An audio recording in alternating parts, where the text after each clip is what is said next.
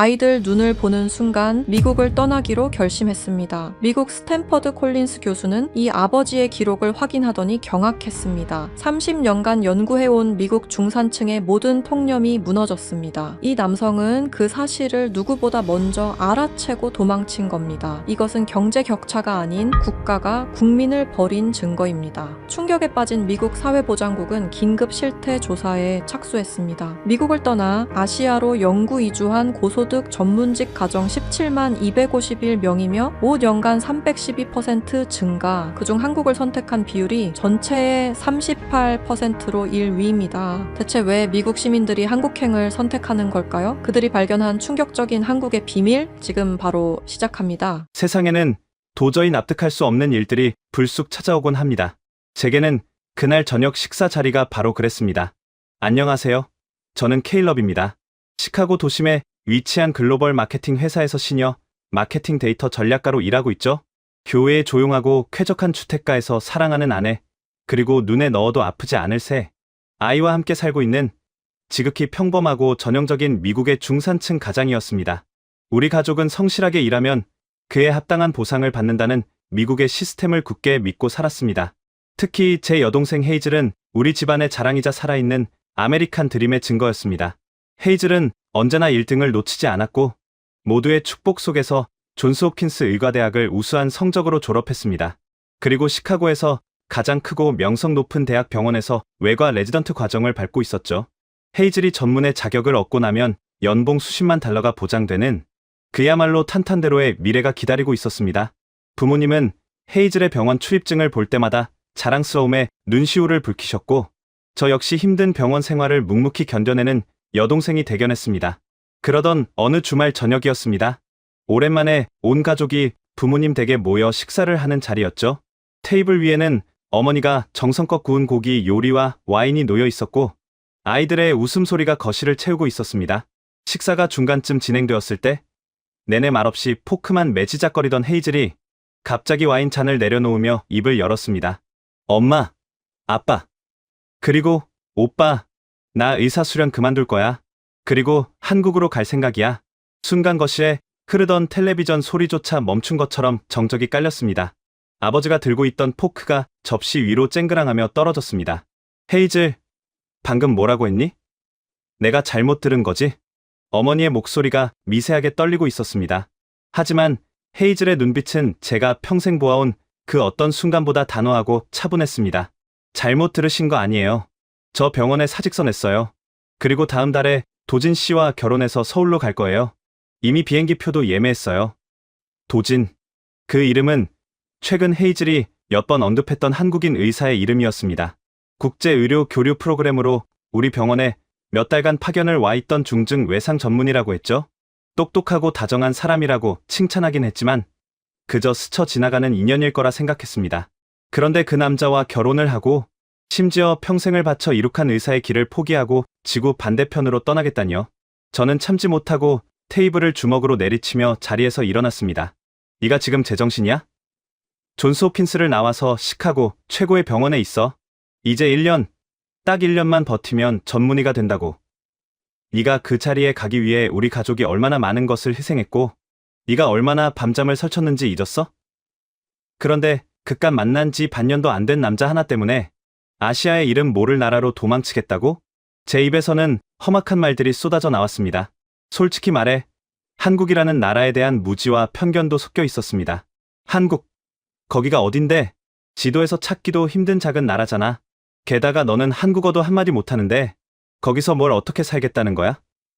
그 남자가 너한테 무슨 헛바람을 집어넣었는지 모르겠지만 미국 최고의 의사 타이틀을 버리고 거기 가서 주부로 살겠다는 건 내 동생을 쓰레기통에 처박는 거나 다름없어. 부모님 역시 충격에 빠져 눈물만 흘리고 계셨습니다. 하지만 헤이즐은 물러서지 않았습니다. 오히려 저를 똑바로 쳐다보며 낮고 슬픈 목소리로 말했습니다. 오빠는 진짜 현실이 어떤지 아무것도 몰라. 내가 왜 매일 밤 수면제 없이는 잠을 못 자는지 알아? 지난달 금요일 밤이었어. 응급실에 12살짜리 남자아이가 실려왔어. 그냥 집 앞 골목에서 자전거를 타다가 차를 타고 지나가던 갱단이 쏜 눈먼 총알에 가슴이 뚫린 거야. 헤이즐의 눈에 눈물이 차올랐습니다. 내 두 손이 그 아이의 피로 흠뻑 젖었어. 3시간 동안 심폐소생술을 하고 피를 집어넣었지만 결국 내 손 안에서 심장이 멈췄어. 복도에서 들려오던 그 아이 어머니의 짐승 같은 비명소리가 아직도 내 귓가에서 떠나질 않아. 그런데 오빠, 더 끔찍한 게 뭔지 알아? 그날 밤 그런 환자가 3명이나 더 들어왔어. 이게 정상이야? 사람을 살리려고 의사가 된 건데 나는 매일 밤 전쟁터에 야전 병원에서 총알이나 빼내고 있다고. 저는 말문이 막혔습니다. 시카고의 치안 문제가 심각하다는 것은 뉴스를 통해 알고 있었지만 그것은 늘 텔레비전 화면 속의 일이라고 생각하며 애써 외면해 왔기 때문입니다. 그건 우범 지대에서나 일어나는 일이지. 우리가 사는 곳은 안전하잖아. 경찰들이 항상 순찰을 돌고 제가 더듬거리며 반박하자 헤이즐이 쓴웃음을 지었습니다. 정말 안전하다고 믿어?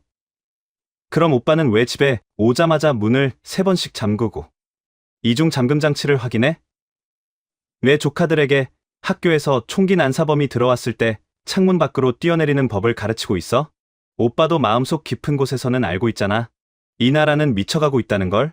언제 길을 걷다 총에 맞을지 모른다는 공포를 평생 안고 살아야 한다는 걸. 헤이즐의 말은 날카로운 비수가 되어 제 가슴을 찔렀습니다. 도진 씨가 일하는 한국의 병원 이야기를 들었어. 거기는 한밤중에 응급실에 총상 환자가 들어오는 일은 평생에 한 번 볼까 말까 한 기적이래. 의료보험이 없어서 길거리에 낫는 환자도 없고 의사들이 천문학적인 의료 소송에 휘말릴까봐 벌벌 떨며 진료를 거부하는 일도 없대. 밤 12시에 여자가 혼자 이어폰을 꽂고 공원을 산책해도 아무도 뒤를 돌아보지 않는 나라야. 나는 그런 곳에서 제대로 된 의사로, 제대로 된 인간으로 숨 쉬며 살고 싶어. 그날 밤 헤이즐과의 대화는 평행선을 달린 채 끝이 났습니다. 부모님은 알아놓으셨고 저는 분노와 배신감에 휩싸여 여동생의 연락을 차단해버렸습니다. 미국이 완벽하지 않다는 것은 알았지만 그렇다고 우리가 이룩한 모든 것을 버리고 낯선 아시아 국가로 떠난다는 것은 몽상가의 헛소리라고 치부했습니다. 한국이 그렇게 대단한 나라일 리가 없다고. 동생이 그 남자의 과장된 거짓말에 속아 넘어가 인생을 망치고 있다고 굳게 믿었습니다. 집으로 돌아온 저는 차고 문이 완전히 닫히는 것을 끝까지 확인하고 현관문에 데드볼트를 채운 뒤 보안 시스템에 빨간 불빛이 켜지는 것을 보고서야 안도의 한숨을 내쉬었습니다. 잠든 새 아이의 이마에 입을 맞추며 저는 헤이즐이 머지않아 현실의 벽에 부딪혀 울며 미국으로 돌아올 것이라고 확신했습니다. 그 후 한 달 동안 저는 동생의 연락을 철저히 무시하며 제 삶이 옳다는 것을 스스로에게 증명하듯 더욱 바쁘게 살았습니다. 헤이즐은 결혼식 날짜를 잡고 서울로 떠날 준비를 하고 있다는 소식이 부모님을 통해 들려왔지만 저는 그것조차 애써 외면했습니다. 아무 일도 없을 것이라 믿었습니다.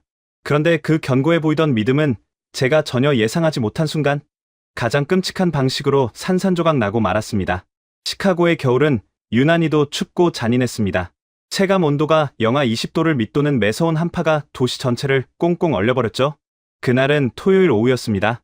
눈이 펑펑 쏟아지던 주말, 저는 집 앞 진입로에 쌓인 눈을 치우고 있었습니다. 거실 창문 너머로는 벽난로 불빛 아래에서 핫초코를 마시며 웃고 있는 새 아이들의 실루엣이 보였죠. 길 건너편에서는 이웃인 코너가 8살 난 딸을 태울 미니밴에 눈을 털어내고 있었습니다. 코너는 지역 고등학교의 수학 교사이자 주말마다 우리 집에서 함께 바비큐를 즐기던 다정하고 평범한 이웃이었습니다. 우리는 서로를 향해 손을 흔들며 인사를 나누었습니다. 완벽하게 평화로운 전형적인 미국의 주말 풍경이었습니다. 그때였습니다. 골목 모퉁이를 빠르게 돌아 들어오는 검은색 세단 한 대가 보였습니다. 빙판길인데도 속도를 전혀 줄이지 않은 그 차는 코너의 미니밴 옆을 스치듯 지나갔습니다. 그리고 차창이 반쯤 내려가더니 둔탁하고 날카로운 파열음이 조용한 동네의 공기를 찢어발겼습니다. 탕, 탕, 탕. 처음에는 누군가 폭죽을 터뜨린 줄 알았습니다. 하지만 차가 굉음을 내며 시야에서 사라진 직후 코너의 미니밴 옆에서 찢어질 듯한 비명 소리가 터져 나왔습니다. 코너의 아내였습니다. 저는 들고 있던 눈삽을 내팽개치고 미친 듯이 길을 건너 달려갔습니다. 눈앞에 펼쳐진 광경을 저는 평생 죽는 날까지 잊지 못할 것입니다. 방금 전까지 저와 웃으며 인사를 나누던 코너가 새하얀 눈밭 위에 쓰러져 있었습니다.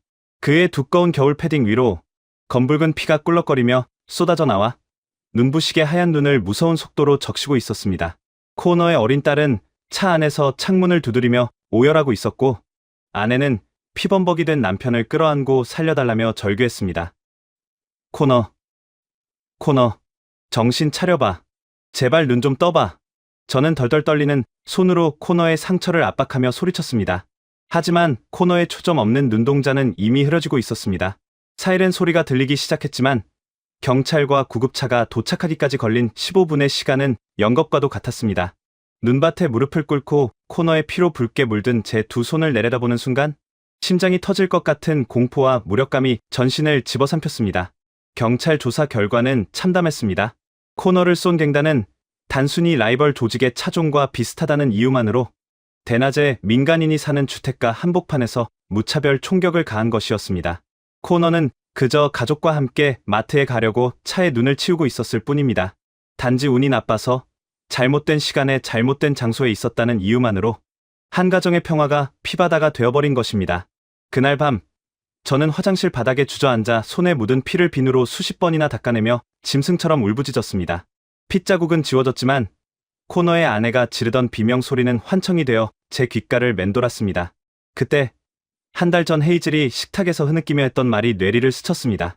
오빠는 왜 집에 오자마자 문을 3번씩 잠그고 이중 잠금 장치를 확인해? 왜 조카들에게 창문 밖으로 뛰어내리는 법을 가르치고 있어? 오빠도 마음속 깊은 곳에서는 알고 있잖아. 이 나라는 미쳐가고 있다는 걸. 동생의 말이 맞았습니다. 우리는 미쳐버린 세상에서 제정신인 척 연기하며 살고 있었던 것입니다. 코너가 쓰러진 그 자리에 만약 내가 서 있었다면, 만약 우리 아이들이 눈싸움을 하러 밖으로 나갔더라면, 상상만으로도 숨이 턱 막히고 구역질이 밀려왔습니다. 다음 날부터 저는 현관문 밖을 나서는 것조차 두려워졌습니다.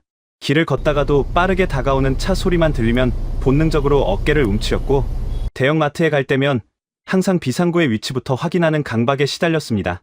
일상의 모든 순간이 목숨을 건 러시안 룰렛처럼 느껴졌습니다.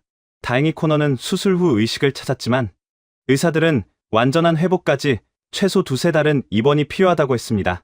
코너가 병원 침대에 누워있다는 소식을 들으며 출근한 날, 저는 책상에 멍하니 앉아 모니터만 바라보고 있었습니다.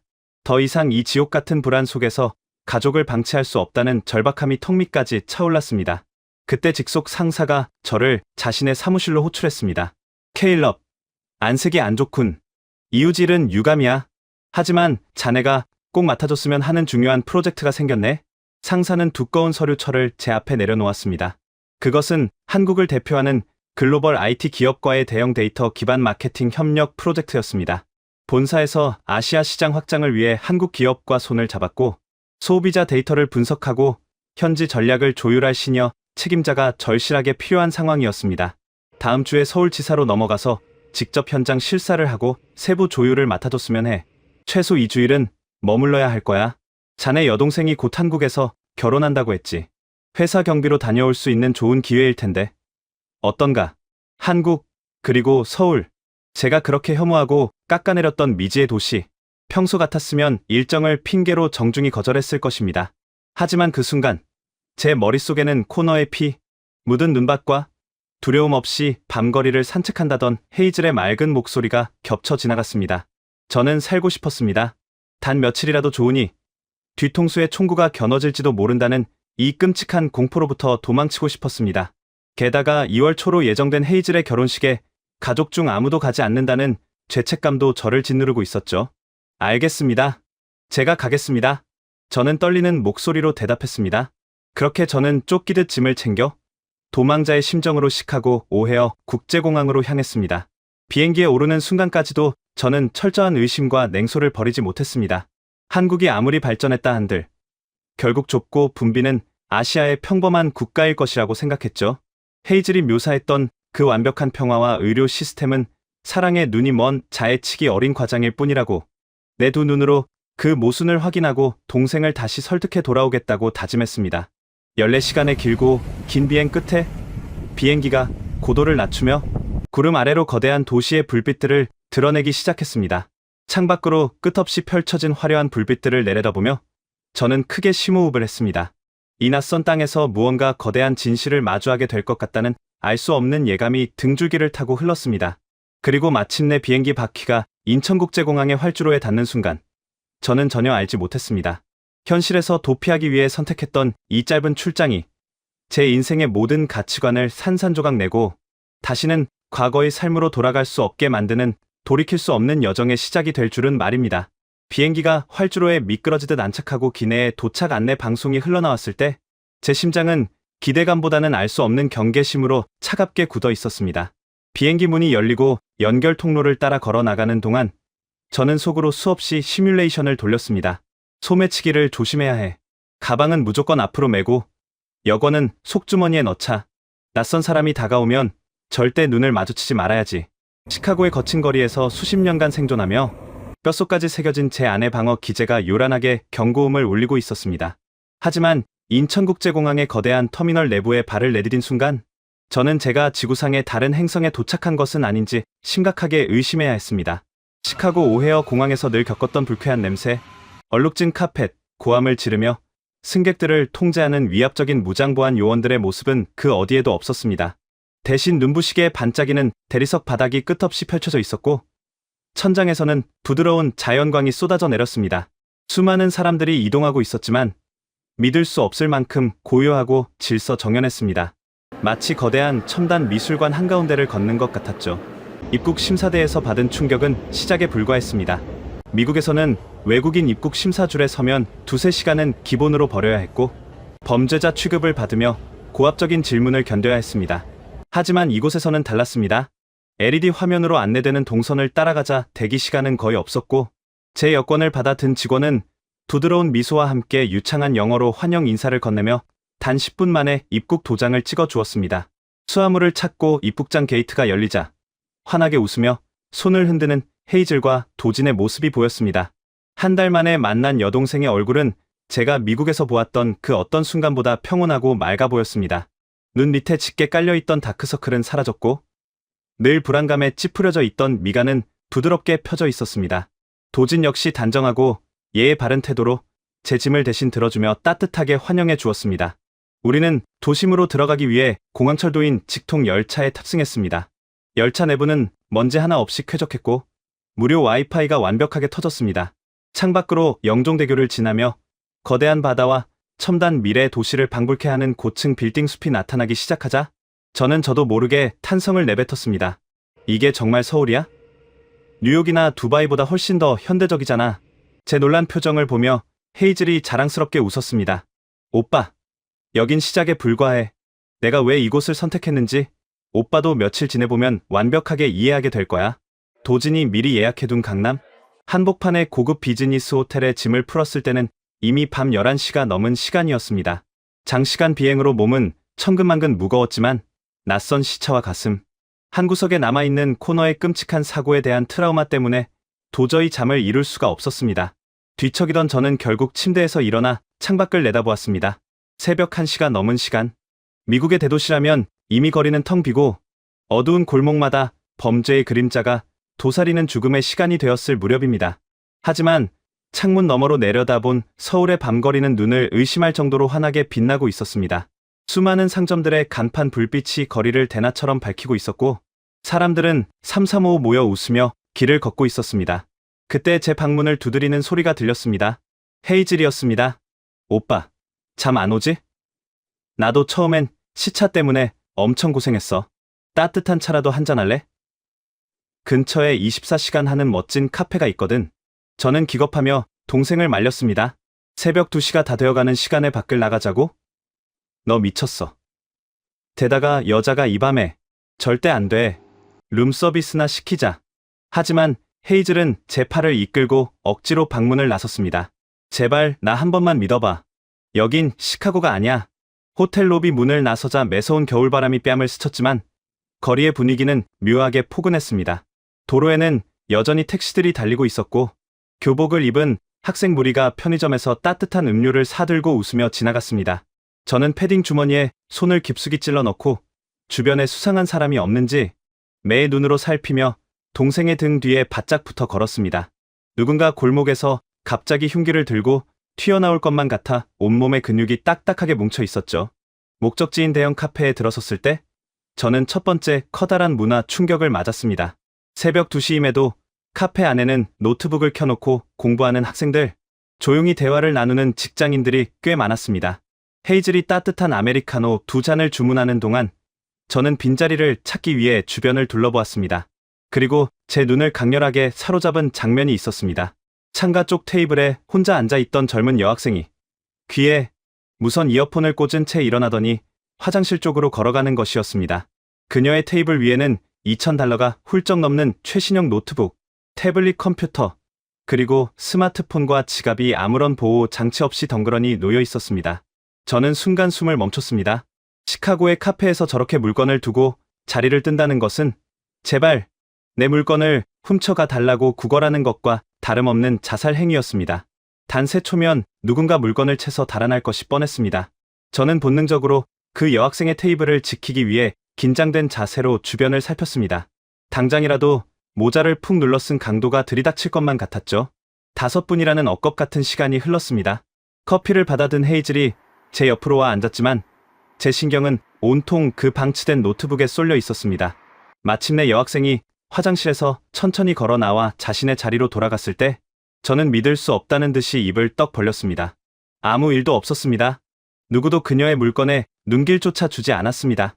헤이즐, 방금 저거 봤어? 저 여자가 미친 거 아니야? 어떻게 노트북이랑 지갑을 책상에 널어놓고 화장실을 가? 제가 속삭이듯 묻자 헤이즐은 커피를 한 모금 마시며 평온하게 대답했습니다. 오빠, 저게 이 나라에서는 지극히 정상적인 일상이야. 한국 사람들은 타인의 물건에 손을 대는 것을 상상조차 하지 않아. 카페 테이블 위에 신용카드를 올려두고 1시간을 비워도 그 자리에 그대로 있어. 심지어 택배 기사가 수백 달러짜리 물건을 집 문 앞에 두고 가도 아무도 훔쳐가지 않아. 제 머릿속에 시카고에서 택배 도둑을 막기 위해 설치했던 현관의 철제, 보관함과 수많은 자물쇠들이 스쳐 지나갔습니다. 하지만 어떻게 그게 가능해? 범죄자가 아예 없다는 거야? 완벽한 나라는 없지만 적어도 이런 일상적인 절도나 강력 범죄에 대한 두려움은 제로에 가까워. 오빠, 창밖을 봐. 헤이즐이 가리킨 창밖 골목길에는 10m 간격으로 설치된 환한 가로등이 어둠을 밀어내고 있었고 전봇대마다 방범용 감시 카메라가 푸른 불빛을 깜빡이며 작동하고 있었습니다. 그 아래에는 비상벨이 설치되어 있었죠. 누군가 위협을 느끼고 그 벨을 누르면 즉시 관제 센터로 연결되어 1분 안에 경찰이 출동한다고 했습니다. 커피를 다 마신 우리는 숙소로 돌아가기 위해 다시 거리로 나왔습니다. 텅 빈 골목길을 걸어갈 때였습니다. 저 멀리서 2명의 남성이 형광색 조끼를 입고 우리 쪽으로 다가오는 것이 보였습니다. 저는 본능적으로 주머니 속에 방범용 스프레이를 꽉 쥐고 헤이즐 앞을 막아섰습니다. 하지만 그들이 가로등 불빛 아래로 모습을 드러냈을 때 저는 다시 한번 멍해지고 말았습니다. 그들은 순찰을 도는 한국의 경찰관들이었습니다. 그런데 그들의 허리춤에는 미국 경찰들처럼 사람을 찢어발길 수 있는 대형 권총이나 테이저건, 살벌한 무장 장비들이 주렁주렁 매달려 있지 않았습니다. 그들은 그저 가벼운 제복 차림이었고 표정은 놀라울 정도로 온화했습니다. 마주쳐 지나갈 때 그중 한 경찰관이 우리를 보며 가볍게 목례를 건네기까지 했습니다. 시카고에서 경찰을 마주치면 늘 긴장하고 두 손이 보이는 곳에 있어야 한다는 압박감을 느꼈던 저에게 이웃집 아저씨처럼 다정한 경찰의 모습은 그야말로 신선한 충격이었습니다. 오빠, 어때? 아직도 무서워? 헤이즐의 물음에 저는 아무런 대답도 할 수 없었습니다.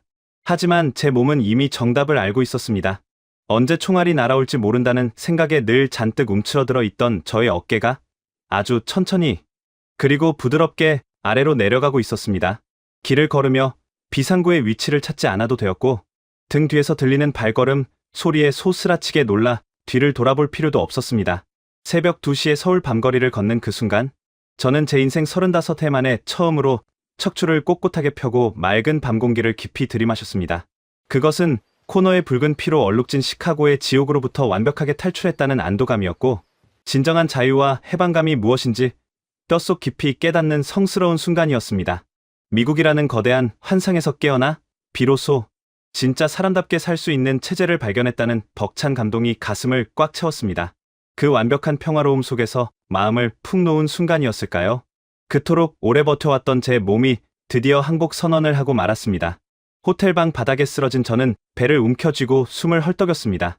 마치 날카로운 유리 조각들을 삼킨 것처럼 복부 깊은 곳에서부터 찢어질 듯한 통증이 주기적으로 밀려왔습니다. 식은땀이 비 오듯 쏟아졌고 시야가 노랗게 흐려지기 시작했습니다. 당장이라도 숨이 멎을 것 같은 고통 속에서도 제 머릿속을 지배한 것은 죽음에 대한 두려움이 아니었습니다. 그것은 뼛속까지 미국인인 저에게 각인된 의료비 파산이라는 지독하고도 현실적인 공포였습니다. 미국에서 보험 없이 응급실에 간다는 것은 곧 경제적 사형 선고를 의미합니다. 몇 년 전 제 직장 동료가 맹장염으로 시카고의 응급실을 찾았다가 겪은 일을 저는 생생히 기억하고 있었습니다. 구급차를 타고 병원 문턱을 넘는 순간 $2,000가 청구되었고 하룻밤 입원과 간단한 수술 끝에 그가 받아든 청구서는 무려 $30,000, 우리 돈으로 수천만 원에 달했습니다. 그는 그 빚을 갚기 위해 살고 있던 집을 팔고 작은 아파트로 이사해야만 했죠. 저는 바닥을 기어가듯 스마트폰을 집어들고 떨리는 손으로 헤이즐의 번호를 눌렀습니다. 신호음이 2번 울리기도 전에 동생이 전화를 받았습니다. 헤이즐, 나 배가 너무 아파. 숨을 쉴 수가 없어. 제 고통스러운 신음 소리에 놀란 헤이즐은 당장 도진과 함께 호텔로 가겠다며 전화를 끊었습니다. 15분쯤 지났을까? 방문이 벌컥 열리고 두 사람이 뛰어 들어왔습니다. 바닥에 몸을 둥글게 말고 식은땀을 흘리는 저를 발견한 도진은 즉시 제 옆에 무릎을 꿇고 셔츠 단추를 풀었습니다.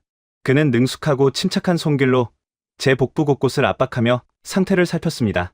명치 쪽 통증이 심하고 근육이 심하게 경직되어 있어요. 급성 위경련이나 위궤양 파열일 가능성이 있습니다.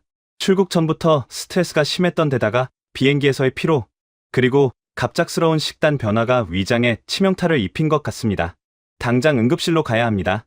도진이 단호하게 말하며 저를 부축해 일으키려 했습니다. 하지만 저는 그 고통 속에서도 기겁하며 그의 팔을 뿌리쳤습니다. 안 돼. 응급실은 절대 안 돼. 제발 진통제나 소화제 같은 것만 사다 줘. 나는 한국 의료 보험도 없단 말이야. 외국인 신분으로 여기 응급실에 가면 내 전 재산을 털어 넣어도 모자랄 거라고. 구급차는 절대 부르지 마. 구급차 타면 바로 $2,000가 날아간다고. 저는 거의 울부짖듯 소리쳤습니다. 그런 저를 보며 헤이즐이 어이없다는 듯, 하지만 한없이 안타까운 표정으로 제 두 손을 꽉 잡았습니다. 오빠, 정신 차려. 여긴 미국이 아니야. 구급차를 부른다고 돈을 내지도 않고 응급실에 간다고 파산하는 일은 절대 없어. 내 말 믿어. 당장 도진 씨 차로 병원부터 가자. 오빠 이러다 정말 큰일 나. 반강제로 도진의 차 뒷좌석에 실려 강남의 한 대형 종합병원으로 향하는 내내 저는 통증과 공포가 뒤섞여 몸을 덜덜 떨었습니다. 병원 입구에 도착했을 때 저는 또 한 번 제 눈을 의심해야 했습니다. 시카고의 금요일 밤 응급실은 그야말로 피 튀기는 전쟁터입니다. 총에 맞은 갱단 조직원들, 마약에 취해 소리를 지르는 노숙자들, 피를 철철 흘리며 복도 바닥에 방치된 환자들, 그리고 그들을 통제하기 위해 무장한 경찰들이 뒤엉켜 있는 지옥 그 자체였죠. 하지만 도진의 부축을 받으며 들어선 한국의 대형 병원 응급의료센터는 너무나도 달랐습니다. 대리석 바닥은 거울처럼 반짝였고 은은한 LED 조명이 넓은 대기실을 비추고 있었습니다. 무엇보다 끔찍한 비명 소리나 피비린내가 전혀 없었습니다. 접수처의 직원들은 마치 고급 호텔의 안내 데스크 직원들처럼 단정하고 친절했습니다. 도진이 제 여권을 제시하고 상황을 설명하자 불과 3분도 지나지 않아 제 이름이 불렸습니다. 미국이었다면 접수조차 하지 못한 채 차가운 대기실 의자에서 복통을 참으며 서너 시간을 버텨야 했을 텐데 말입니다. 간이 침대에 눕혀진 저는 곧바로 유창한 영어를 구사하는 소화기 내과 전문의를 만날 수 있었습니다. 그는 제 복부를 진찰하고 몇 가지 질문을 던지더니 차분한 목소리로 말했습니다.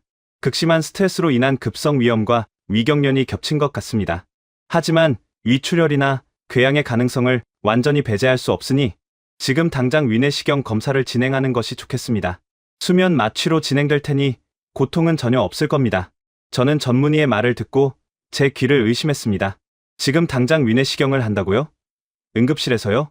미국에서 위내시경과 같은 전문의의 특수검사를 받으려면 가정의학과 주치의의 소견서를 받아 전문 병원에 예약을 하고 최소 2달에서 3달은 기다려야 합니다. 그 지루한 대기 시간 동안 환자는 고통을 견디다 못해 병이 악화되는 일이 부지기수죠. 그런데 일개 응급실에서 그것도 새벽 시간에 도착한 지 30분 만에 내시경 검사를 하겠다뇨. 비용은요? 위내시경은 특수검사인데 비용이 얼마나 청구되는 거죠? 제가 떨리는 목소리로 묻자 옆에 있던 헤이즐이 제 어깨를 쓰다듬으며 안심시켰습니다. 비용 걱정은 제발 나중에 해. 오빠가 생각하는 그런 터무니없는 금액은 절대 안 나오니까 일단 검사부터 받아. 잠시 후 간호사가 링거를 통해 수면 유도제를 투여했고 저는 숫자 10에서부터 거꾸로 세어보라는 부드러운 목소리를 끝으로 깊고 편안한 어둠 속으로 빠져들었습니다. 눈을 떴을 때 저는 쾌적하고 조용한 회복실 침대에 누워 있었습니다. 찢어질 듯했던 복부의 통증은 마법처럼 사라져 있었고 대신 따뜻하고 묵직한 안도감이 온몸을 감싸고 있었습니다. 벽에 걸린 시계를 보니 병원에 도착한 지 고작 3시간이 지나 있었습니다. 접수부터 전문의 진찰, 수면 내시경 검사, 그리고 수액을 맞으며 회복하기까지 그 모든 복잡한 의료 과정이 단 3시간 만에 끝난 것입니다. 잠시 후 의사가 다가와 태블릿 컴퓨터의 화면을 보여주며 제 위장 내부 사진을 친절하게 설명해 주었습니다. 다행히 심각한 궤양이나 출혈은 없었지만 위벽이 심하게 헐어 있어 며칠간 처방약을 먹으며 자극적인 음식을 피해야 한다는 진단이었습니다. 의사는 제가 미국으로 돌아간 후에도 참고할 수 있도록 영문으로 된 상세한 진단서와 약 처방전까지 꼼꼼하게 챙겨주었습니다. 이제 피할 수 없는 진실의 순간이 다가왔습니다. 퇴원 수속을 위해 원무과 카운터 앞에 선 저는 침을 꿀깍 삼켰습니다. 보험이 없는 외국인 신분, 응급실 야간 할증, 전문의 진찰, 수면, 마취, 위내시경 검사, 수액 치료, 그리고 사흘치의 약값까지. 제 머릿속 계산기는 아무리 적게 잡아도 $5,000, 우리 돈으로 700만 원 이상의 금액을 가리키고 있었습니다. 저는 덜덜 떨리는 손으로 신용카드를 꺼내 들고 마치 판사의 선고를 기다리는 죄수처럼 직원의 입을 바라보았습니다. 진료비와 검사비, 처방 약값 모두 포함해서 45만 원입니다. 미국 달러로는 대략 $350 정도 청구되시겠네요. 일시불로 결제해 드릴까요? 순간 저는 제 청력이 어떻게 된 줄 알았습니다. 얼마라고요? $3,500가 아니라 $350라고요? 제가 외국인이고 무보험자라는 걸 시스템에 제대로 입력하신 게 맞나요? 제가 더듬거리며 되묻자 직원은 빙그레 웃으며 영문으로 출력된 상세 영수증을 건네주었습니다. 정말이었습니다. 제 눈앞에 찍힌 최종 청구 금액은 $5,000가 아닌 단돈 $350였습니다. 미국이었다면 응급실 문을 열고 들어가는 입장료조차 되지 않을 그 헐값에 이렇게 완벽하고 빠르며 세계 최고 수준의 전문적인 의료 서비스를 받은 것입니다. 저는 떨리는 손으로 영수증을 받아쥐고 병원 로비의 푹신한 소파에 주저앉았습니다. 허탈함과 경이로움, 그리고 제가 평생 믿어왔던 미국이라는 위대한 국가의 시스템이 산산이 부서지는 굉음이 제 머릿속을 가득 채웠습니다. 병원 밖으로 나오자 동이 트고 있었습니다. 도지는 아직 속이 쓰릴 저를 위해 근처의 24시간 죽 전문점으로 우리를 안내했습니다. 따뜻하고 부드러운 전복죽이 식도를 타고 내려가며 놀랐던 위장을 부드럽게 달래주었습니다. 식사를 하던 중 저는 도진을 향해 고개를 숙였습니다. 도진 씨, 아니, 매제, 내가 그동안 당신과 한국에 대해 함부로 말하고 편견을 가졌던 것을 진심으로 사과할게. 오늘 내가 겪은 일은 기적이나 다름없어. 도대체 이 나라는 어떻게 이런 미친 의료 시스템을 유지할 수 있는 거야? 제 진심 어린 사과와 질문에 도진은 수저를 내려놓고 진지한 표정으로 입을 열었습니다.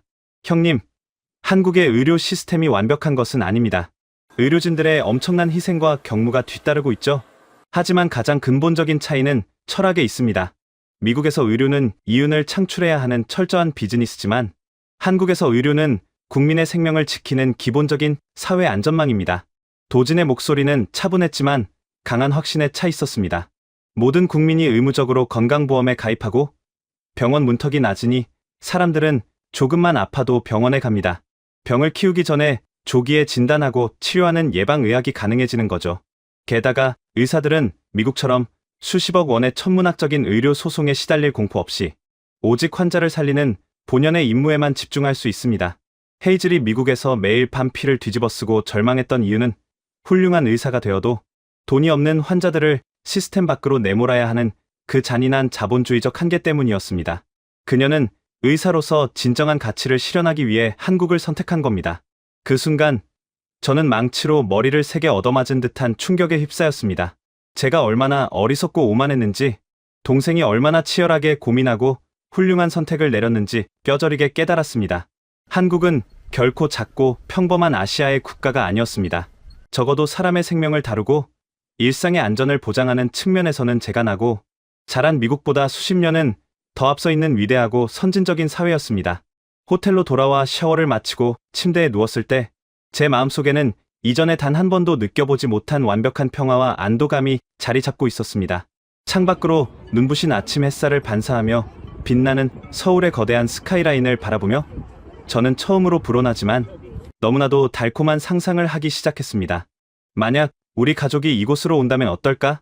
내 아이들이 총기 난사 대피 훈련 대신 주말마다 한강공원에서 자전거를 타고 밤늦게까지 떡볶이를 먹으며 친구들과 뛰어놀 수 있다면, 내가 아플 때 파산의 공포 없이 언제든 세계 최고 수준의 병원 문을 두드릴 수 있다면, 그것이야말로 한 가정의 가장으로서 제가 가족에게 줄 수 있는 최고의 선물이 아닐까? 헤이즐의 결혼식을 하루 앞둔 그 평화로운 금요일 아침, 그 달콤한 상상은 제 스마트폰이 발작하듯 진동하며 울리기 전까지 딱 1시간 동안만 허락되었습니다. 화면에 떠오른 발신자는 시카고에 있는 제 아내였습니다. 그리고 그 전화 한 통은 이제 막 피어나려던 제 마음속 평화를 잔인하게 짓밟고 저를 다시 피비린내 나는 미국의 참혹한 현실 한가운데로 끌고 들어갈 무서운 비극의 시작을 알리고 있었습니다. 금요일 아침, 눈부신 서울의 햇살을 받으며 단꿈에 젖어있던 저를 현실로 잔인하게 끌어내린 것은 발작하듯 울려대는 스마트폰의 진동 소리였습니다. 화면에는 시카고에 있는 아내의 이름이 떠올랐습니다. 한국과 시카고의 시차를 계산해보면 그곳은 목요일 저녁이었습니다. 평소라면 아이들을 재우고 여유롭게 텔레비전을 볼 시간이었죠.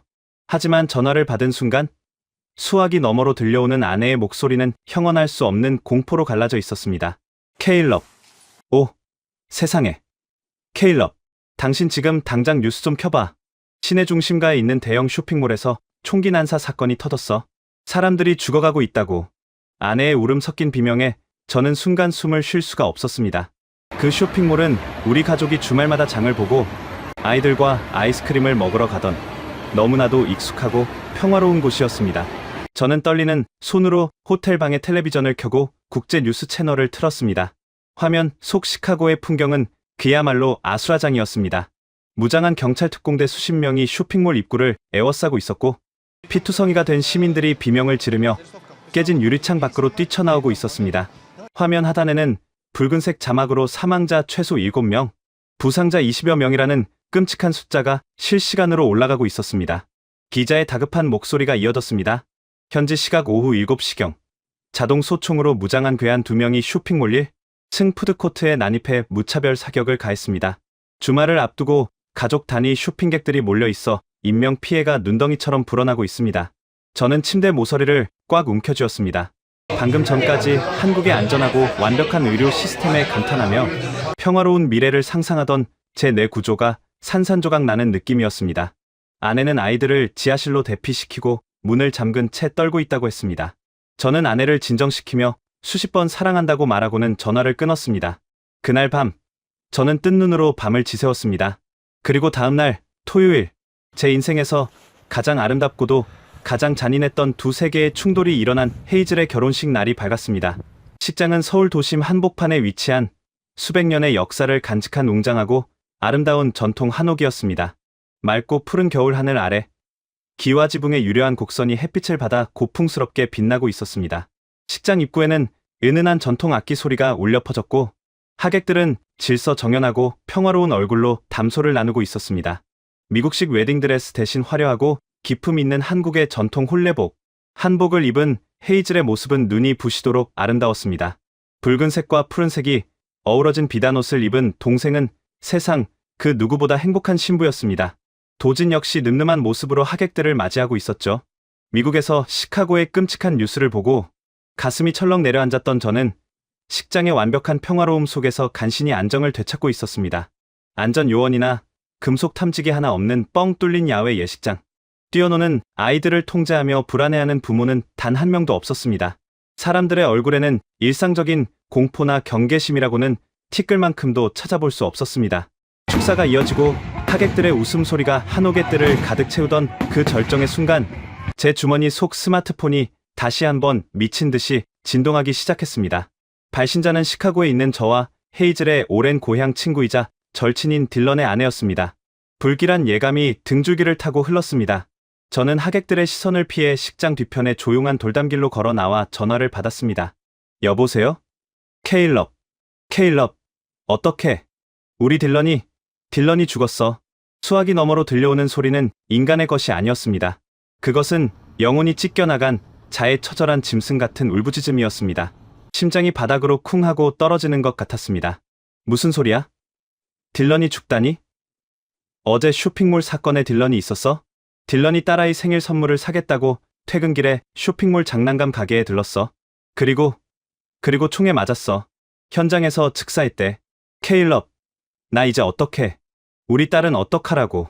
전화기가 제 손에서 빠져나와 돌바닥 위로 툭 떨어졌습니다. 딜런, 고등학교 시절부터 저와 매 주말마다 농구를 하고 제 첫 아이가 태어났을 때 가장 먼저 병원으로 달려와 축하해 주었던 딜런. 그런 그가 딸의 생일 선물을 고르다 얼굴도 모르는 미치광이의 총탄에 목숨을 잃었다는 사실을 제 뇌는 도저히 처리할 수가 없었습니다. 저는 돌담에 등을 기대고 주저앉아 두 손으로 얼굴을 감싼 채 짐승처럼 오열하기 시작했습니다. 불과 10m 떨어진 식장 안에서는 도진과 헤이즐이 부부로서 영원한 사랑을 맹세하며 환하게 웃고 있었고 축하의 박수갈채와 전통 악기의 경쾌한 선율이 울려 퍼지고 있었습니다.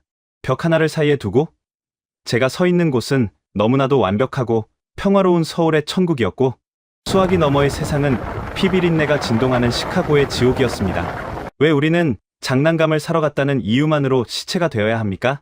왜 우리 이웃은 평범한 일상을 살기 위해 방탄조끼를 입고 유서라도 써두어야 한단 말입니까? 이것이 과연 세계 최강대국이자 문명국가라는 미국의 진짜 얼굴이란 말인가? 자국민의 생명조차 지키지 못해 매일 수십 명이 길거리에서 학살당하는 이 끔찍한 체제가 과연 정상이라고 할 수 있는가? 분노와 절망? 그리고 지독한 회의감이 펄펄 끓는 용암처럼 제 온몸을 태우기 시작했습니다. 멀리서 저를 발견한 헤이즐과 도진이 예식이 끝난 직후 다급하게 달려왔습니다. 피눈물을 흘리며 바닥에 주저앉은 저를 본 헤이즐의 얼굴은 사색이 되었습니다. 오빠. 무슨 일이야? 제발 말 좀 해봐. 저는 덜덜 떨리는 입술을 깨물며 차마 입 밖으로 꺼내기조차 끔찍한 진실을 토해냈습니다. 딜런이 죽었어. 어제 그 쇼핑몰 총기 난사 사건에서 딸 생일 선물을 사다가 총에 맞았대. 헤이즐, 우리 친구 딜런이 죽었어. 방금 전까지 나랑 농구 얘기를 하던 딜런이 시체가 됐다고. 헤이즐은 그 자리에 털썩 주저앉아 비명을 지르며 제 품에 안겼습니다. 도진 역시 충격에 빠져 두 손으로 얼굴을 쓸어내렸습니다. 가장 행복해야 할 결혼식 날, 우리는 가장 사랑하는 친구의 끔찍한 부고를 들어야 했습니다. 한국의 푸른 하늘과 평화로운 한옥의 풍경이 딜런이 흘렸을 붉은 피와 극명하게 겹쳐지며 제 시야를 붉게 물들였습니다. 호텔로 돌아와 비행기표를 예매하는 제 손은 미친 듯이 떨리고 있었습니다. 한국 지사와의 프로젝트는 성공적으로 마무리되었지만 제 마음은 이미 갈갈이 찢겨 너덜너덜해진 상태였습니다. 미국으로 돌아가야 합니다. 딜런의 장례식에 참석하고 두려움에 떨고 있을 아내와 아이들을 안아주어야 합니다. 하지만 가방을 싸면서 저는 창밖으로 빛나는 서울의 야경을 원망스럽게 그리고 너무나도 간절하게 바라보았습니다. 이곳이라면 딜런은 죽지 않았을 것입니다. 이곳의 경찰들은 총을 들지 않아도 시민들을 완벽하게 지켜내고 있었고 밤늦게 길을 걷는 여자들의 발걸음에는 공포가 없었습니다. 저는 깊은 절망 속에서 스스로에게 뼈아픈 질문을 던졌습니다. 내 아이들이 죽을 때까지 기다려야 하는가? 다음 희생자가 내 아내, 내 딸, 내 아들이 아니라는 보장이 이 세상 어디에 있는가? 언제 터질지 모르는 시한폭탄을 목에 걸고 사는 이 끔찍한 삶을 단지 미국인이라는 이유만으로 내 아이들에게 물려주어야 한단 말인가? 눈물이 턱을 타고 뚝뚝 떨어져 여권 위를 젖혔습니다. 저는 여권을 꽉 움켜쥐었습니다.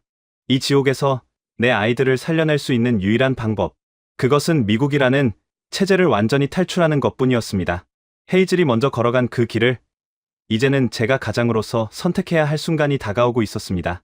그리고 다음날 아침, 무거운 발걸음으로 시카고행, 비행기에 오르는 제 등 뒤로 서울의 평화로운 아침 해가 붉게 떠오르고 있었습니다.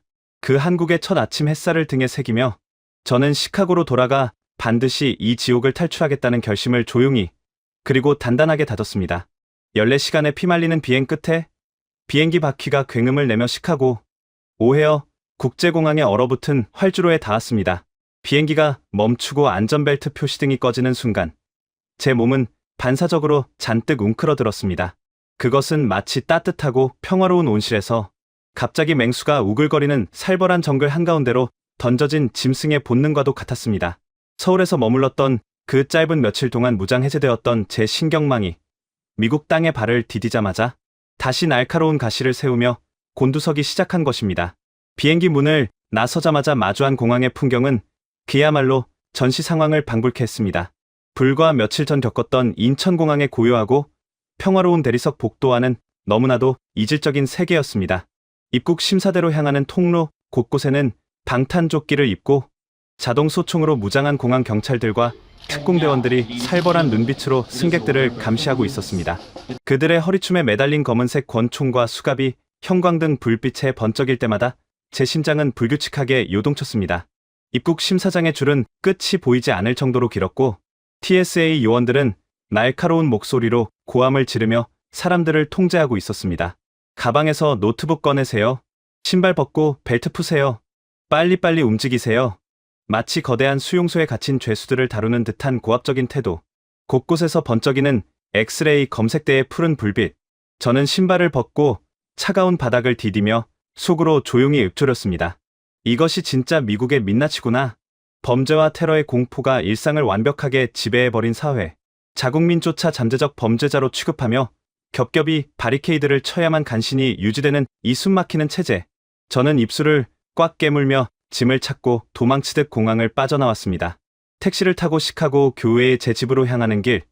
창밖으로 보이는 도시의 풍경은 잿빛 그 자체였습니다. 라디오에서는 여전히 주말에 발생한 쇼핑몰 총기 난사 사건의 후속 보도가 흘러나오고 있었고 사이렌 소리를 내며 달려가는 경찰차들이 쉴 새 없이 스쳐 지나갔습니다. 길거리의 사람들은 모두 두꺼운 외투 깃을 세운 채 누구와도 눈을 마주치지 않으려 고개를 푹 숙이고 빠른 걸음으로 걷고 있었습니다. 서울 한복판에서 새벽 2시에 웃으며 산책하던 교복 입은 학생들의 모습이 마치 전생의 일처럼 아득하게 느껴졌습니다. 차고 앞에 택시가 멈추고 저는 미친 듯이 현관문으로 달려갔습니다. 비밀번호를 누르고 이중 잠금 장치를 해제한 뒤 집 안으로 들어서자 거실 소파에 웅크려 있던 아내가 저를 보자마자 달려와 목을 끌어안고 오열하기 시작했습니다.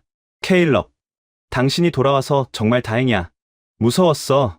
너무 무서웠어. 아내의 눈은 며칠 밤을 지새운 듯 붉게 충혈되어 있었고 몸은 사시나무 떨리듯 떨리고 있었습니다. 아이들은 거실 구석에서 숨을 죽인 채 장난감을 만지작거리고 있었습니다. 아빠를 발견한 막내딸이 달려와 제 다리에 매달리며 물었습니다. 아빠, 이제 나쁜 사람들 다 갔어요? 우리 이제 마트에 아이스크림 사러 가도 돼요?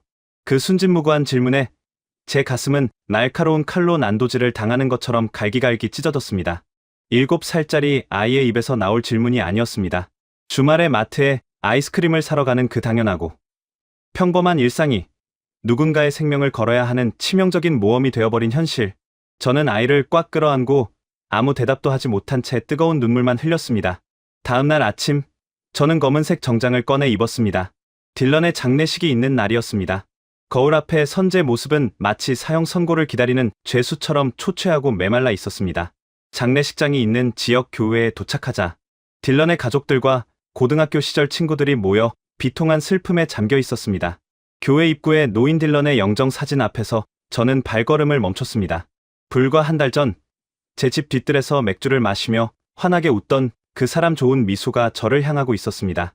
관 옆에는 딜런의 아내가 넋이 나간 표정으로 앉아 있었고 그녀의 품에는 아버지가 왜 돌아오지 않는지 아직 이해하지 못하는 어린 딸이 인형을 안고 잠들어 있었습니다.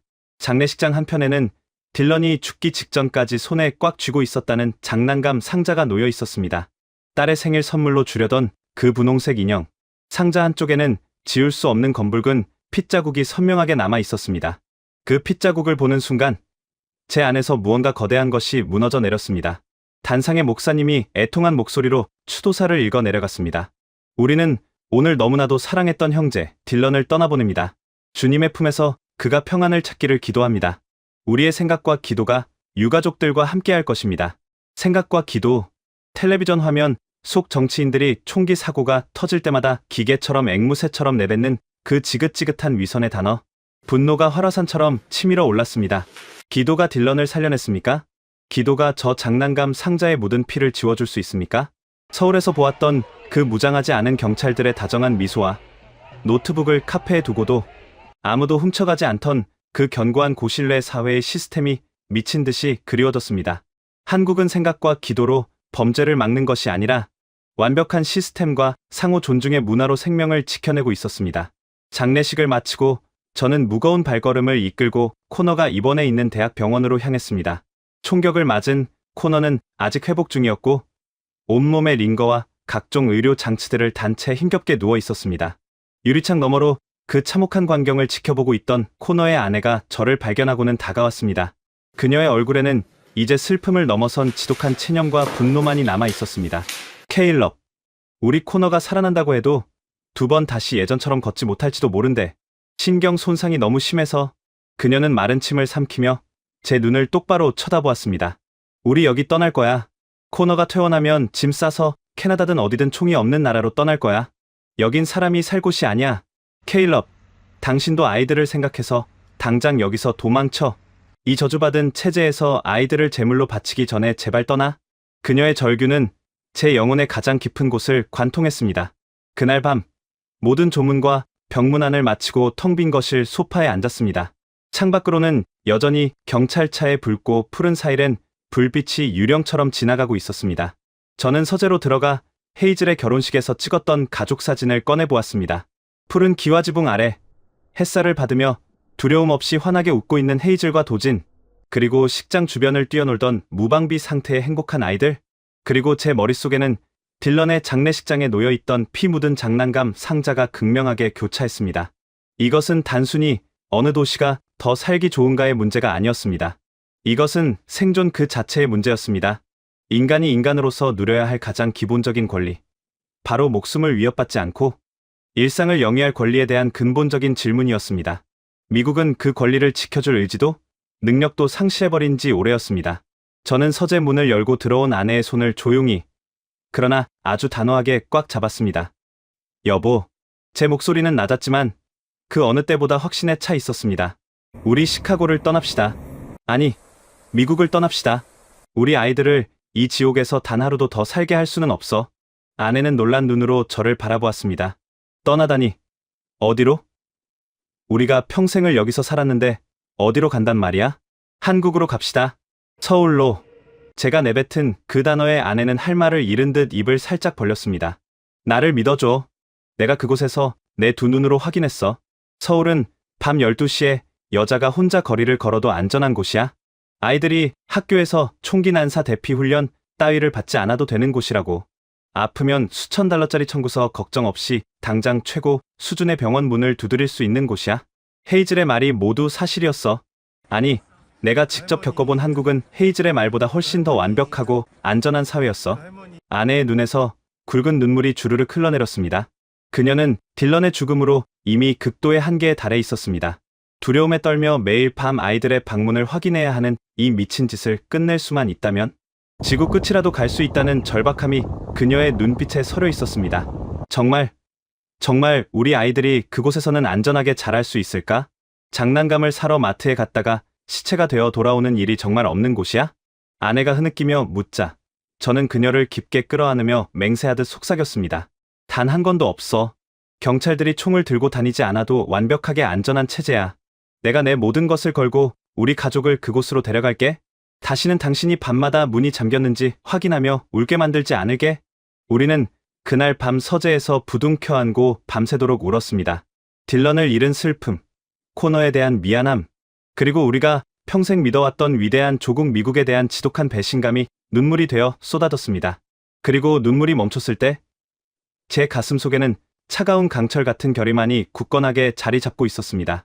저는 당장 다음날 아침 회사 본사로 들어가 한국 지사로의 이전을 확정짓는 중대한 협상을 시작할 작정이었습니다. 제 아이들의 목숨을 걸고 이 잔인한 체제에서 탈출하기 위한 길고 험난하지만 반드시 성공해야만 하는 거대한 엑소더스의 서막이 오르고 있었습니다. 그 주 월요일 아침, 눈을 떴을 때 제 마음은 그 어느 때보다 차갑고 명징했습니다. 더 이상 두려움에 떨며 망설일 시간이 없었죠. 저는 평소보다 일찍 출근해 곧바로 부사장실의 무거운 참나무 문을 두드렸습니다. 제 손에는 지난번 서울 출장 동안 수집한 방대한 데이터와 아시아 시장 확장을 위한 서울지사 설립 기획서가 들려 있었습니다. 부사장은 갑작스러운 제 방문에 의아한 표정을 지었습니다. 저는 책상 위에 기획서를 내려놓으며 단도직입적으로 말했습니다. 부사장님, 우리 회사가 이번에 계약한 한국의 대형 IT 기업과의 파트너십은 시작에 불과합니다. 서울은 현재 아시아에서 가장 빠르고 역동적으로 성장하는 하이테크 허브입니다. 저는 우리 회사가 서울에 정식 지사를 설립하고 제가 직접 그곳에 상주하며 총괄 디렉터로서 프로젝트를 지휘해야 한다고 확신합니다. 부사장은 미간을 찌푸리며 서류를 훑어보았습니다. 케일럽, 자네가 서울 출장에서 엄청난 성과를 가져온 건 인정하네? 하지만 가족을 전부 데리고 지구 반대편으로 이주하겠다는 건가? 시카고 본사에서의 안정적인 커리어를 포기하고? 포기가 아니라 확장입니다. 저는 확신합니다. 서울의 압도적인 인프라와 행정 속도, 그리고 완벽한 치안 시스템은 우리 회사의 아시아 진출을 위한 가장 이상적인 베이스 캠프가 될 것입니다. 저에게 3년의 시간을 주십시오. 완벽한 성과로 증명하겠습니다. 제 목소리에는 한치의 흔들림도 없었습니다. 딜런의 장례식장에서 다진 피 맺힌 결기가 제 눈빛에서 뿜어져 나오고 있었기 때문일까요? 부사장은 한참 동안 저를 응시하더니 마침내 무거운 고개를 끄덕였습니다. 좋아. 자네의 열정을 믿어보지. 이사회에 안건을 올리고 비자 수속을 전폭적으로 지원하겠네. 자네가 해내길 바라네. 직장과 재정적인 안전망이 확보되자 저는 미친 듯한 속도로 미국에서의 삶을 청산하기 시작했습니다. 가장 먼저 한 일은 부동산 중개인을 불러 집을 매물로 내놓는 것이었습니다. 10년 전 아내와 함께 처사이를 품에 안고 벅찬 가슴으로 이사왔던 우리의 땀과 눈물이 배어있는 아름다운 2층 집. 하지만 이제 그 집은 우리 가족을 지켜주지 못하는 거대한 감옥에 불과했습니다. 중개인은 제가 제시한 헐값의 매도 희망가를 보고 기겁하며 말렸지만 저는 빠른 시일 안에 집을 처분해달라고 단호하게 못을 박았습니다. 집 안의 물건들을 정리하던 주말, 저는 지하실 구석에 굳게 잠겨있던 강철 금고를 열었습니다. 그 안에는 만약의 사태에 대비해 구입해 두었던 글록, 권총 2자루와 산탄총이 들어있었습니다. 총기 허가증을 받고 이 무기들을 손에 쥐었을 때만 해도 저는 가장으로서 가족을 완벽하게 지킬 수 있을 거라 착각했습니다. 하지만 딜런과 코너의 비극은 총이 총을 부르는 이 끔찍한 악순환 속에서 개인의 무장 따위는 아무런 의미가 없다는 것을 처절하게 증명했습니다. 저는 권총을 상자에 담아 지역 경찰서로 향했습니다. 총기 찾은 반납 창구에 그 무거운 쇳덩어리들을 밀어 넣는 순간 제 척추를 짓누르고 있던 10년 묵은 무거운 체증이 시원하게 씻겨 내려가는 듯했습니다. 총성 없는 세상, 흉기를 베개 밑에 숨겨두지 않아도 되는 사회로 간다는 사실이 비로소 피부로 와닿기 시작했습니다. 미국의 지루하고 답답한 행정 시스템과 대비되는 한국의 압도적인 처리 속도는 준비 과정 내내 저를 경악하게 만들었습니다. 회사의 전폭적인 지원 덕분에 취업 비자 및 가족 동반 비자 발급 절차가 빠르게 마무리되었고 헤이즐과 도지는 서울에서 우리의 정착을 위해 헌신적으로 움직여 주었습니다. 오빠. 집은 도심 접근성이 좋고 한강공원이 바로 코앞에 있는 마포 쪽에 구했어. 보안 시스템은 완벽하고 주변에 훌륭한 학교들도 많아. 아이들 외국인 학교 입학 서류도 다 제출해뒀으니 걱정 말고 몸만 와. 영상통화 너머로 들려오는 동생의 밝은 목소리에 아내는 몇 번이나 고맙다며 눈물을 훔쳤습니다. 가장 걱정했던 것은 새 아이들의 반응이었습니다. 태어나서 한 번도 시카고를 벗어나 본 적 없는 아이들이 언어도 통하지 않는 낯선 아시아 국가로의 이주를 어떻게 받아들일지 두려웠죠. 거실 바닥에 앉아 한국행 비행기표를 보여주며 조심스럽게 이야기를 꺼냈을 때 막내딸이 동그란 눈을 깜빡이며 물었습니다. 아빠, 그럼 거기 가면 이제 마트에 갈 때 숨바꼭질 연습 안 해도 돼요? 총 쏘는 나쁜 아저씨들 없어요? 아이의 입에서 나온 그 슬프고도 잔인한 질문에 저는 아이를 꽉 끌어안으며 대답했습니다. 그럼 거기서는 우리 예쁜 딸이 밤에 아이스크림을 먹으러 나가도 아무도 괴롭히지 않아. 아빠가 약속할게. 그곳은 마법처럼 안전한 곳이야. 아이들은 생각보다 훨씬 빠르고 유연하게 새로운 희망에 적응해 나갔습니다. 아내는 태블릿 컴퓨터로 한국어 학습 애플리케이션을 다운로드하여 매일 저녁 아이들과 함께 식탁에 앉아 공부를 시작했습니다. 안녕하세요. 감사합니다. 제 이름은 서툰 발음이지만 또박또박 한국어를 따라하는 아이들의 목소리가 거실을 채울 때마다 이 끔찍한 시카고의 겨울밤도 조금씩 온기를 되찾는 듯했습니다. 우리는 2주 전날 코너가 입원해 있는 병실을 마지막으로 찾았습니다. 코너는 여전히 힘든 회복 과정을 걷고 있었지만 그래도 의식을 되찾고 가족들의 얼굴을 알아볼 수 있었습니다. 그의 아내는 해숙해진 얼굴로 제 두 손을 꽉 잡으며 말했습니다. 케일럽, 뒤돌아보지 말고 당장 떠나. 당신의 용기가 부러워. 코너가 다 나으면 당신 가족이 얼마나 안전하고 아름다운 곳으로 갔는지 꼭 말해줄게. 아이들을 위해서라도 그곳에서 무조건 행복해야 해. 그녀의 눈물 어린 축복을 뒤로하고 마침내 운명의 날이 밝았습니다. 시카고의 하늘은 금방이라도 눈보라를 쏟아낼 듯 무겁고 우중충했습니다. 텅 빈 거실 한가운데 놓인 7개의 커다란 이민 가방을 보며 저는 만감이 교차했습니다. 내가 태어나고 자란 조국 아메리칸 드림을 믿으며 청춘을 바쳤던 이 땅을 완전히 버리고 떠난다는 사실이 코끝을 찡하게 만들었지만 동시에 제 심장은 새로운 해방감으로 미친 듯이 박동하고 있었습니다.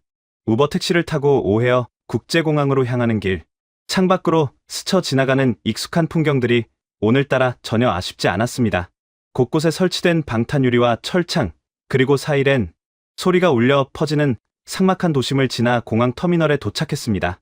출국 심사대로 향하는 길, 역시나 방탄조끼를 입고 소총을 든 무장 경찰들이 험악한 표정으로 사람들을 응시하고 있었습니다. 불과 몇 주 전이었다면 저 총구를 보며 등줄기에 식은땀을 흘렸겠지만 이제 제 마음은 완벽하게 평온했습니다. 저들이 뿜어내는 공포와 억압의 공기는 더 이상 우리 가족을 가둘 수 없었기 때문입니다. TSA의 길고 짜증나는 보안 검색을 모두 통과하고 마침내 탑승 게이트 앞 벤치에 앉았습니다. 커다란 유리창 너머로 우리가 타고 갈 대한항공의 거대한 여객기가 푸른빛과 은빛을 뽐내며 활주로에 대기하고 있었습니다. 그 꼬리 날개에 그려진 태극 문양을 보는 순간 저도 모르게 깊은 안도의 한숨을 내쉬었습니다. 저 비행기의 문이 열리고 그 안에 발을 들이는 순간 이 지옥 같은 총기 사회와의 연은 영원히 끊어질 터였습니다. 탑승을 시작하겠습니다. 안내방송이 흘러나오고 저는 아내의 손을 꽉 쥔 채 아이들을 앞세우고 비행기 연결 통로로 걸어갔습니다.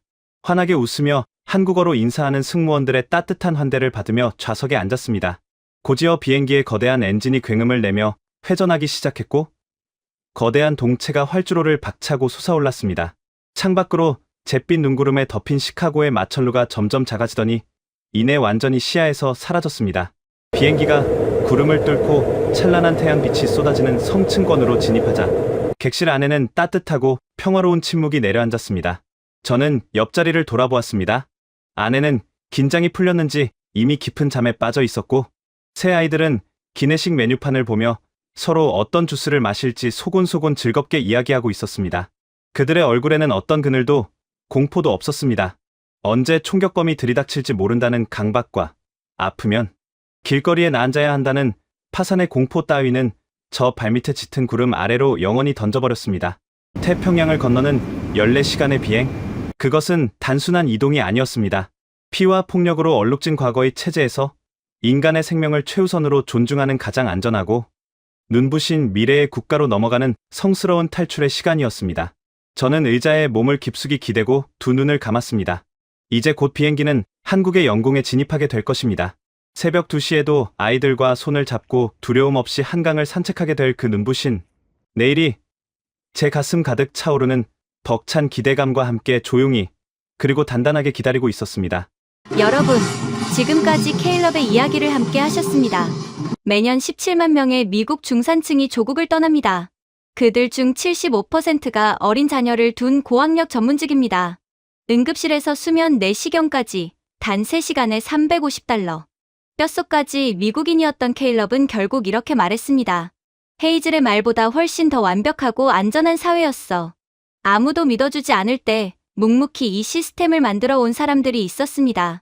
조용히 세금을 내고 조용히 제도를 다듬고 그리고 마침내 세계가 인정하는 나라를 만들었습니다. 이 사실이 가슴에 와닿으셨다면 댓글에 한강 산책 4글자만 남겨주십시오. 여러분의 공유 한 번이 대한민국이 얼마나 위대한 나라인지 세상에 알리는 가장 조용하고 강력한 목소리가 됩니다. 감사합니다.